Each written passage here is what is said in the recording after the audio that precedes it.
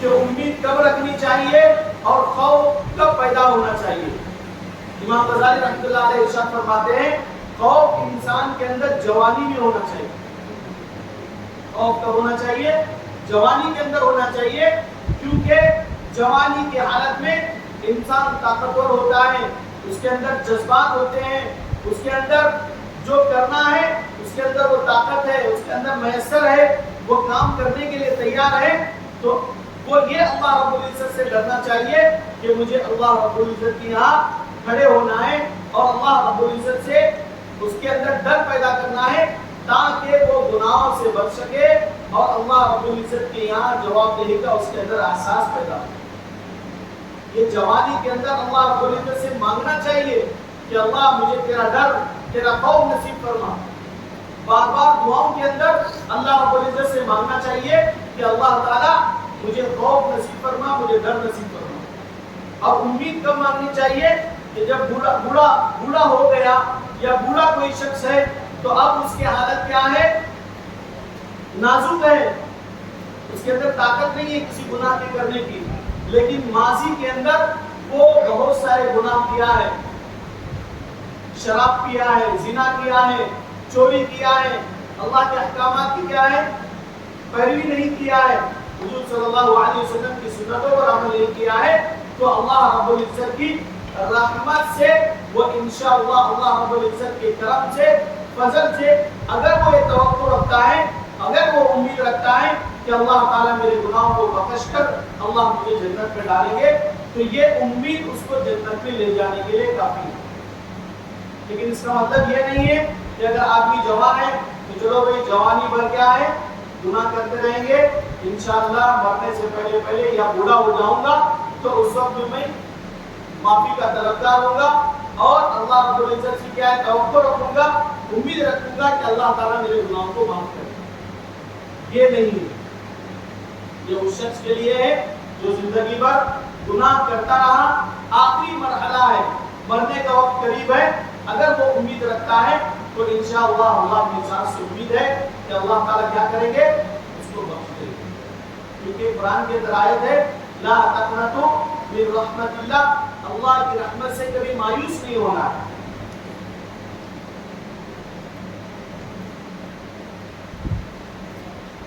محترم بزرگوں دوستو، داموس رحمۃ اللہ علیہ ایک بنی اسرائیل کے اندر ایک ولی گزرے ہیں. بنی اسرائیل میں ایک ولی گزرے ہیں، بڑے پائے کے ولی. جب وہ گھر سے نکلتے ہیں تو سامنے ایک پہاڑ دیکھتے ہیں. وہ پہاڑ کے اوپر جب ان کی نظر پڑتی ہے تو وہ دل میں سوچتے ہیں کاش کہ یہ پہاڑ کے اندر سب جو شاداب ہوتا، جنگل ہوتے، درخت ہوتا اور اس کے اندر پھل لگے ہوئے ہوتے تو کتنا اچھا ہوتا، کتنا اچھا ہوتا. تو اتنا ہی سوچنا ہوتا ہے تو اوپر غیب سے آواز آتی ہے اے میرے بندے تو نے عبادت چھوڑ دی اور اب تو میرا مشیر ہو گیا ہے کیا تو نے میری عبادت چھوڑ دی، بندگی چھوڑ دی اور تو اب مجھے مشورہ دے رہا ہے کیا؟ تو اتنی ہی آواز آنا ہوتی ہے تو وہ ڈر جاتے ہیں، کانپ جاتے ہیں اور وہ دل میں تہیہ کرتے ہیں، ارادہ کرتے ہیں کہ میں جب تک یہ جو میں نے گناہ کیا ہے، یہ جو میں نے دل میں تصور کیا ہے، میں نے خیال کیا ہے، یہ جب تک معاف نہیں ہوگا تب تک میں کھانا نہیں کھاؤں گا. یہ بھی بزرگوں کا، اللہ والوں کا ایک طریقہ کار رہا ہے، یہ عمل رہا ہے کہ جتنے بھی بڑے اولیاء اللہ ہیں یا اللہ والے ہیں، کوئی بھی ان سے گناہ سرزد ہو جاتا ہے تو وہ اپنے اوپر حد جاری کرتے ہیں، کوئی ان کے اوپر عمل جاری کرتے ہیں کہ میں اتنی رکعت نماز پڑھوں گا یا اتنے دن روزے رکھوں گا یا اتنی تسبیحات پڑھوں گا یا میں فلاں فلاں کیا ہے فلاں فلاں کے دن میں روزہ رکھوں گا یا اتنے پیسے خرچ کروں گا. اس سے ایک فائدہ یہ ہے کہ انسان کوئی گناہ کا کام کرنا چاہتا ہے تو اس کام سے باز رہتا ہے. تو اگر میں فلاں دن اگر میں ٹی وی دیکھ لیا یا پکچر دیکھ لیا تو وہ اپنے اوپر یہ حد جاری کرے کہ اگر میں پکچر دیکھ لوں گا تو 100 رکعت نفل نماز پڑھوں گا. تو ایک مرتبہ 100 رکعت نماز پڑھ کے دیکھیے پھر حالت کیا ہوتی ہے. 20 रकात हम लोग रमजान में पढ़ना भारी हो जाते हैं, तो 100 रकात पढ़ने के लिए तो एक मतलब अगर आदमी पढ़ लेगा तो उसको एहसास होगा कि भाई ये चीज क्या है, बहुत खतरनाक है, ये सजा बहुत खतरनाक है, ये मुझसे होने वाला नहीं है। वो तसव्वुर रखते हुए वो आदमी क्या करेगा, उस गुनाह से भाग रहेगा। तो ये अल्लाह वाले ये अमल करते हैं, इसकी वजह से किताबों में आता है बहुत सारे औलिया अल्लाह, बहुत सारे उलमा इकराम ऐसे हैं जिनके लिए फरिश्ते 40-40 साल 50-50 साल कभी गुनाह का नाम ही नहीं दर्ज किया। आज हम लोग ऐसे हैं, सुबह उठे तो गुनाह है, शाम में सोए तो गुनाह है। गुनाह होते हैं कि नहीं भी हमारे से? दिन के उजाले में गुनाह होते हैं, रात के अंधेरे में गुनाह होते हैं। तो मोमिन की सिफत ये है कि जब उस पर गुनाह हो जाता है या कोई गुनाह का मुर्तकिब हो जाता है तो गोया अपने आप के ऊपर वो ये समझता है कि मेरे ऊपर एक पहाड़ है, वो अभी गिरने वाला है, मेरे ऊपर पहाड़ है, वो अभी गिरने वाला है। वही फासिक की कैफियत ऐसी है कि वो गुनाह को ऐसा समझता है जैसे मेरे कपड़े के ऊपर धूल लगी है या मक्खी बैठी हुई है, उसको झाड़ कर क्या कर देता है, झटक करके छोड़ देता है। ये मोमिन और फासिक के अंदर फर्क है। मोमिन है तो वो अपनी बख्शिश की फिक्र करता रहेगा, काफिर उसको कुछ तसव्वुर ही नहीं है, उसको कोई एहसास ही नहीं है, उसको कोई अल्लाह का डर ही नहीं है। तो हमें अल्लाह रब्बुल इज्जत के यहाँ सामने खड़े होने से ये डर महसूस होना है। वो जवानी के अंदर और बुढ़ापे में क्या महसूस होना है, क्या उम्मीद रखनी है कि अल्लाह हमारे गुनाहों को माफ कर देगा। इसीलिए इमाम गजाली रहमतुल्लाह अलैह कहते हैं कि जवानी में अल्लाह का खौफ मांगो और बुढ़ापे में अल्लाह की रहमत की तवक्कुल रखो, उम्मीद रखो। इसी तरह जब आदमी सेहत याब होता है, तंदुरुस्त होता है, तो उस वक्त में भी अल्लाह का खौफ मांगो, और जब बीमार होता है तो अल्लाह की रहमत की उम्मीद रखो। इसी तरह शादी ब्याह का मामला है, खुशी का मामला है, तो वहाँ खौफ को सामने रखो, इस्तेहज़ा रखो, ताकि वो खुशी के मौके पर कोई ऐसा काम न करे जिससे अल्लाह नाराज हो जाए, जिससे अल्लाह नाराज हो जाए। और गम की हालत में अल्लाह से उम्मीद बांधो कि कुछ अगर बुरा हुआ है या कोई गम लायक हुआ है या कोई मुसीबत लायक हुई है तो अल्लाह ताला क्या कर दे, उसको टाल दे, उसको दूर कर दे। मोहतरम बुजुर्गों, दोस्तों, अल्लाह रब्बुल इज्जत इस रात के अंदर शबे बरात से लेकर लैलतुल कदर तक हमारे साल भर का रिज़्क़ हो या हमारे जितने पैसे देना है या उम्र देनी है या औलाद देनी है या अच्छे रिश्ते देने हैं, अल्लाह रब्बुल इज्जत इस रात के अंदर फैसले फरमा देते हैं। तो आज की रात में हमें क्या करना है, हमें अपने बारे में दुआ करना है, अपनी उम्र के ताल्लुक से दुआ करना है, अपने कारोबार के ताल्लुक से दुआ करना है। अगर कोई अच्छा रिश्ता नहीं आ रहा तो रिश्ते के लिए भी दुआ करना है, क्योंकि अल्लाह के रसूल सल्लल्लाहु अलैहि वसल्लम ने सहाबा इकराम को ये बताया हुआ है कि अल्लाह रब्बुल इज्जत से न मांगे तो अल्लाह रब्बुल इज्जत नाराज होते हैं, और अल्लाह रब्बुल इज्जत से जो कोई बंदा मांगता है अल्लाह उससे खुश होते हैं। अगर तुम्हारा चप्पल का तस्मा भी, अगर तुम्हारा चप्पल का अंगूठा भी अगर टूट जाए तो किससे मांगना चाहिए, अल्लाह रब्बुल इज्जत से मांगना चाहिए। इससे हमें मालूम हुआ कि हर चीज किससे मांगना है, अल्लाह रब्बुल इज्जत से मांगना है। आज की रात में दुनिया के जितने भी दरबार थे वो सब बंद हो गए, फैक्ट्रियां बंद हो गई, दुकानें बंद हो गए, बहुत सारों के घर भी बंद हो गए। अगर किसी का दर खुला है तो वो अल्लाह रब्बुल इज्जत का दर खुला है। इब्राहिम अलैहिस्सलाम ने दुआ फरमाई थी कि अल्लाह मेरी औलाद को मैंने मक्कतुल मुकर्रमा में आबाद कर दिया है, अल्लाह अब ये तेरी जिम्मेदारी है कि लोगों के दिलों में इनकी मोहब्बत डाल दे, लोगों के दिलों में इनकी मोहब्बत डाल दे। आप देख लीजिए पूरी हिंदुस्तान में नहीं बल्कि पूरी दुनिया से लोग कहाँ जाते हैं, काबतुल्लाह में जाते हैं। इसने दुआ मांगी थी अल्लाह के हजरत इब्राहिम अलैहिस्सलाम जो आप सल्लल्लाहु अलैहि वसल्लम के खानदान में है, जिन्होंने दुआ मांगी थी, वो दुआ क्या हुई, अल्लाह रब्बुल इज्जत ने कबूल फरमाई, जिसकी वजह से ये जो عمل ہے وہ قیامت تک چلتا رہے گا. کب تک چلتا رہے گا؟ قیامت تک چلتا رہے گا. اور اسی طرح ابراہیم علیہ السلام نے دعا مانگی تھی کہ اللہ تعالی یہاں پر درخت اگا دے. آج دیکھیے پوری دنیا کے اندر ہر جگہ وہ پھل نہیں ملتا جہاں مکہ المکرمہ کے اندر دنیا کے پورے فروٹس موجود ہیں. صرف فروٹس ہی نہیں، ہر وہ چیز جو دنیا کے اندر پیدا کی جاتی ہے یا بنتی ہے یا تیار ہوتی ہے وہ آپ کعبۃ اللہ کے اندر دیکھیں گے. نئی ٹیکنالوجی ہو یا نئی چیزیں ہو، جو بھی ایجاد ہوتے ہیں وہ سب سے پہلے کہاں پہنچتی ہے؟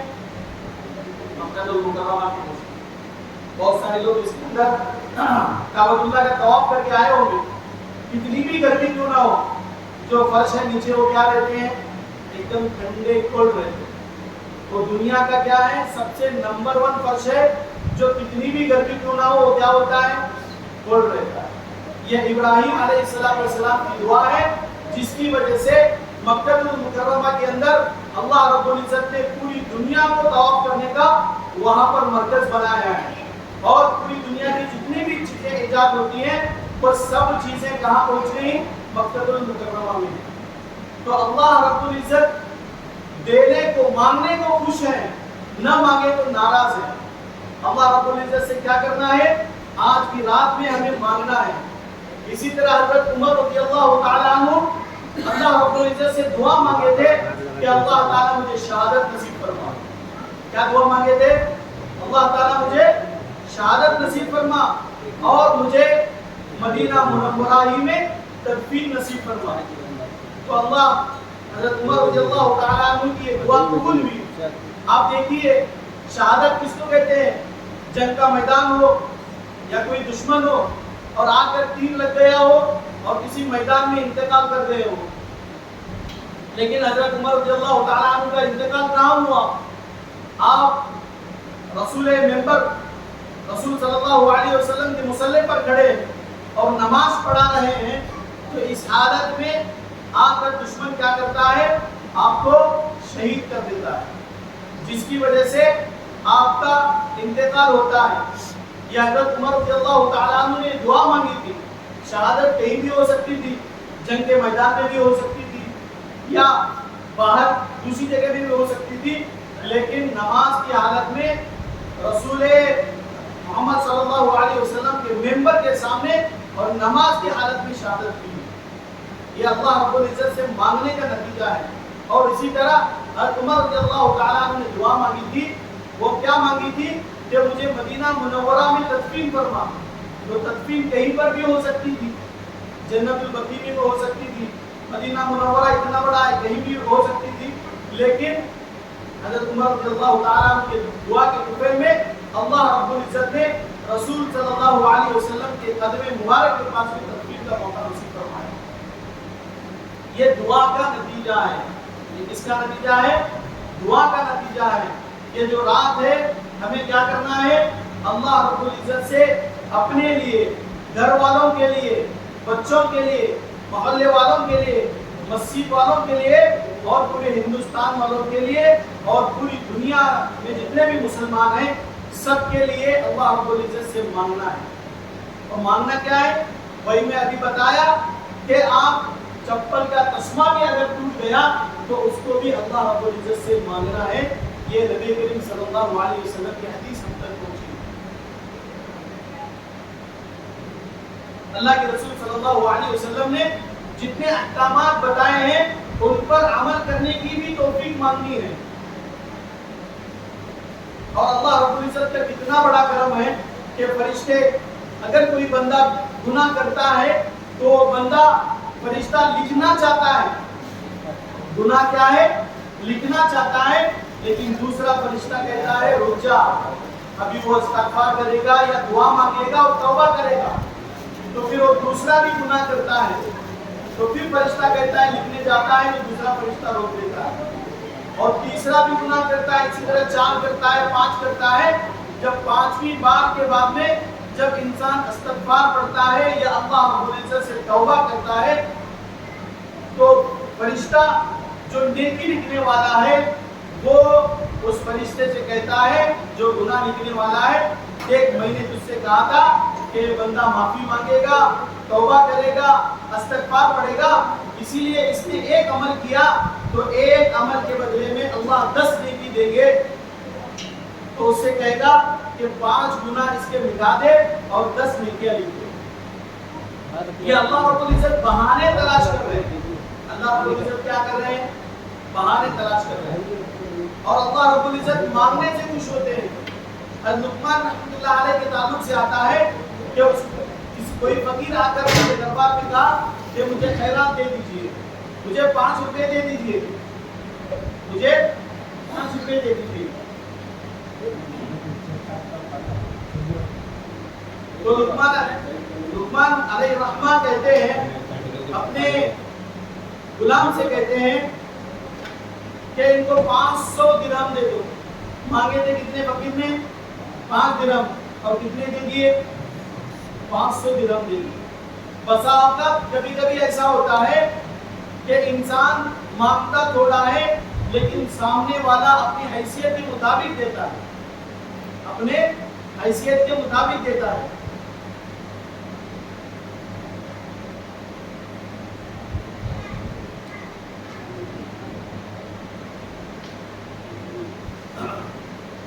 اس سے پہلے مکہ المکرمہ کے اندر، یہاں پر سعودی عرب میں مکہ المکرمہ کے اندر جب توسیع کا وقت آ گیا، اس کا وقت آ گیا توسیع کا، ایریا بڑھانے کا وقت جب آ گیا تو جو آجو بازو جو عمارتیں تھیں، جو بلڈنگیں تھیں، اس کو گرانا تھا۔ تو وہاں پر جو مکانات تھے اس کو گرانے کا جب موقع آیا تو اس بلڈنگ کی ویلیو کی گئی، ویلیوشن کیا گیا، تو پتا چلا کہ 10 ملین تھی۔ کتنی ملین تھی؟ 10 ملین تھی، یا ہمارے حساب سے اگر بولے گے تو 10 روپے تھی۔ کتنی تھی؟ 10 روپے تھی۔ لیکن اس وقت کا جو بادشاہ ہے اس نے کہا کہ 10 ملین نہیں، ان کو 100 ملین دے دو۔ اس نے کیا کہا؟ 100 ملین دے دو۔ تو یہ آدمی بسا اوقات دینے والوں کے اوپر ہے، کیا ہے؟ دینے والوں کے اوپر ہے۔ مانگنے والا تو بہت چھوٹا ہے لیکن دینے والا تو اپنی حیثیت کے حساب سے دیتا ہے۔ اسی لیے اللہ رب العزت نے قرآن میں ارشاد فرمایا، وہ آیت مجھے اپنی زبان پہ نہیں آ رہی ہے، اس کا مفہوم یہ ہے کہ اللہ رب العزت نے انسانوں کو اور اس کی مال کو، جان کو جنت کے بدلے میں خرید لیا ہے۔ ان اللہ اشتری من المؤمنین انفسهم واموالهم بان لهم الجنہ۔ اللہ رب العزت نے مومنوں کے جان اور مال کو کس کے بدلے میں خرید لیا ہے؟ جنت کے بدلے میں خرید لیا ہے۔ اب بتائیے یہاں پر 2 چیزیں ہیں، خریدنا اگر ہے تو اس میں ایک چیز بھی یہ بھی ہو سکتی ہے کہ جنت سستی ہے، جو کہ اللہ رب العزت خریدنا چاہ رہے ہیں جانوں کو۔ ایسا نہیں ہے، یہاں پر اللہ رب العزت نے بیچنے کا معاملہ نہیں فرمایا بلکہ خرید رہا ہے۔ جنت سستی نہیں ہے بلکہ مہنگی ہے۔ جنت کیا ہے؟ بہت مہنگی ہے۔ اس کی وجہ سے اللہ رب العزت نے اور انسانوں کے، مومنوں کی جان اور مال کو جنت کے بدلے میں خرید لیا ہے۔ اور دوسری چیز، خریدنے والے کون لگا رہے ہیں؟ اللہ کے رسول صلی اللہ علیہ وسلم خریدنے کے لیے لگا رہے ہیں۔ تو ہمیں اس واقعے سے معلوم ہوتا ہے کہ اللہ رب العزت ہمارے اوپر کتنے بڑے مہربان ہیں۔ اسی لیے شروع میں نے بتایا اللہ کے رسول صلی اللہ علیہ وسلم نے دل پر محنت کرنے کے لیے کہا ہے۔ آج کی جو رات ہے